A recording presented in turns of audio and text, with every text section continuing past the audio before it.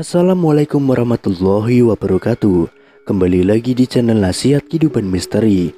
Pada video kali ini saya akan membahas tentang sang penguasa tanah Jawa menagih janjinya. Tahun 2023 Indonesia harus waspada. Pasalnya ramalan Jayabaya mengungkap bahwa tahun 2023 adalah tahun datangnya Sabdo Palau Nagih Janji. Sabdo Palau Nagih Janji ini diyakini sebagai tanda akan terjadinya kekacauan atau bencana alam yang akan terjadi di berbagai daerah. Wong Jowo wis ilang cowone adalah ungkapan Jayabaya yang menyebut tanda-tanda Sabdo Palau datang memomong masyarakat Jawa yang sudah kehilangan spiritualitasnya. Berdasarkan ramalan Jayabaya mengungkapkan bahwa masyarakat Jawa menunggu datangnya masa Sabdo Palau Nagih Janji. Kemudian kekacauan merajalela di mana-mana. Tercatat dalam ramalan Jayabaya, dalam serat Sabdo Palau Pupuh 4 bersumpah akan muncul kembali sebagai pemomong tanah Jawa setelah 500 tahun runtuhnya kerajaan Majapahit.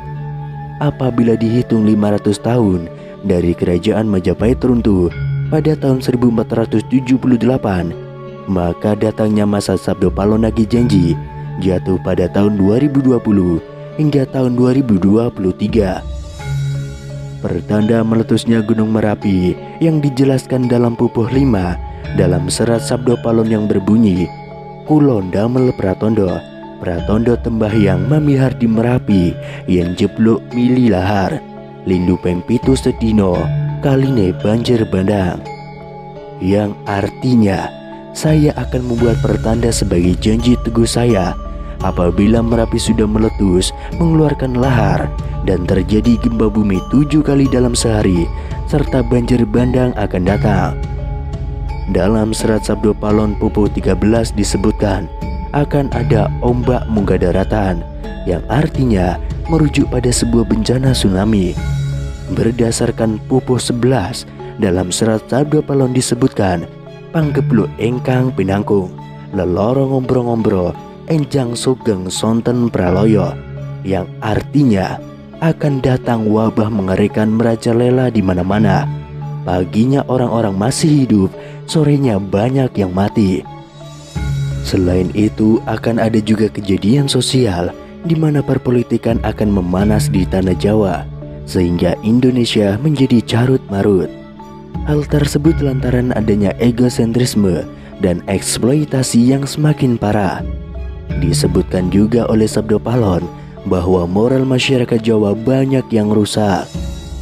Dalam ramalan jangka Jayabaya bahwa masa Sabdo Palau Nagih Janji ini akan terus menimbulkan kejadian alam dan sosial yang bakal terjadi secara terus-menerus hingga tahun 2056 berdasarkan waktu yang sudah diperkirakan.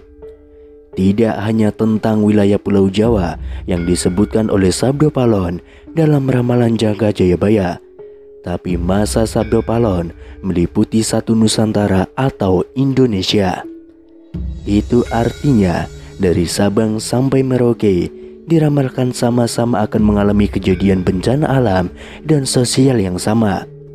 Datangnya rentetan peristiwa tersebut akan terjadi secara beruntun atau silih berganti dan tidak menentu. Perlu diketahui, Sabdo Palau merupakan tokoh legendaris, pandita, penasihat kerajaan Majapahit, penguasa terakhir yang beragama Buddha dari kerajaan Majapahit di Pulau Jawa. Beberapa ramalan Jayabaya terbukti pada beberapa dekade terakhir.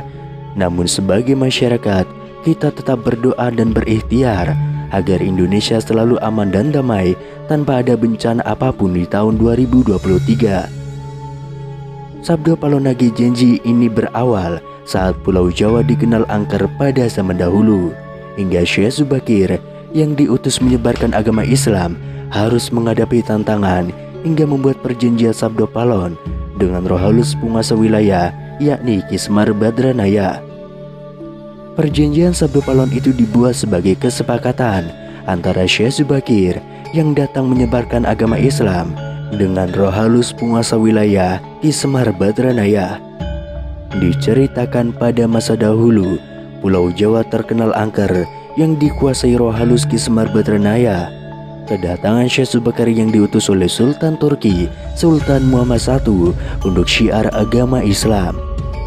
Setelah keduanya terlibat pertempuran dan sama-sama kuat, Syekh Subakir dan Ki Semar Badranaya akhirnya membuat kesepakatan melalui sebuah perjanjian yang disebut Sabdo Palon. Namun kedatangan Syekh Subakir dalam melakukan syiar Islam di Pulau Jawa saat itu harus mendapat rintangan hingga harus membuat perjanjian dengan Ki Semar Badranaya sebagai roh halus, sebagai danyang atau penguasa wilayah tanah Jawa. Syekh Subakir dikenal sebagai orang yang berhasil menumbali Pulau Jawa yang terkenal angker dan wingit pada dahulu kala. Saat itu Sultan Turki Sultan Muhammad I mendapatkan petunjuk untuk melakukan penyebaran Islam di Pulau Jawa, sebuah tempat di tanah Jawa yang dalam pengaruh magis begitu kuat. Mulai dari jin hingga setan menghuni setiap sudut tanah Jawa yang saat itu masih berbentuk hutan belantara. Diutuslah rombongan para alim ulama untuk mendatangi Pulau Jawa guna melakukan syiar Islam. Namun alangkah terkejutnya Sultan Muhammad I karena hampir seluruh rombongan tersebut tewas akibat perbuatan para lembut penduduk tanah Jawa yang tidak mau menerima ajaran Islam. Namun petunjuk harus tetap dijalankan sehingga utusan berikutnya dikirim ke Pulau Jawa yang angker itu. Sosok utusan itu terkenal alim, ahli ruqyah, memiliki kemampuan berinteraksi dengan dunia gaib. Bahkan sosok ini memiliki keahlian dalam membabat tanah yang angker. Dialah Syekh Subakir yang memiliki nama asli Syekh Tambu Ali bin Syekh Bakir. Dalam perjalanannya menuju Pulau Jawa, Syekh Subakir terlebih dahulu mampir ke Praja Keling, yakni sebuah daerah yang diduga terletak di India. Di daerah itu Syekh Subakir membawa 20.000 penduduk di Praja Keling untuk ikut dan tinggal menempati Pulau Jawa. Sesampainya di Pulau Jawa, Syekh Subakir langsung menuju ke Gunung Tidar yang diyakini sebagai titik pusat dari tanah Jawa. Di puncak gunung ini, Syekh Subakir memasang tumbal berupa batu hitam yang sudah diraja. Batu tersebut dikenal dengan nama Aji Kalacakra untuk menetralisir daya magis negatif dari bangsa jin. Selama 3 hari 3 malam, batu tersebut mengeluarkan hawa yang sangat panas hingga membuat para lelembut terpaksa menyingkir ke Laut Selatan Jawa. Kejadian itu kemudian sampai mengusik ketenangan Ki Semar Badranaya, sang danyang tanah Jawa yang selama ribuan tahun kusyuk bertapa. Pertempuran pun akhirnya tidak terhindarkan antara Syekh Subakir dengan Ki Semar Badranaya selama 40 hari 40 malam. Namun selama pertempuran itu keduanya sama-sama kuat, sampai akhirnya Ki Semar Badranaya menawarkan perundingan kepada Syekh Subakir, yang mana menghasilkan sebuah kesepakatan perjanjian yang terkenal dengan sebutan perjanjian Sabdo Palon, yang kemudian kita kenali dengan Sabdo Palon Nagih Janji.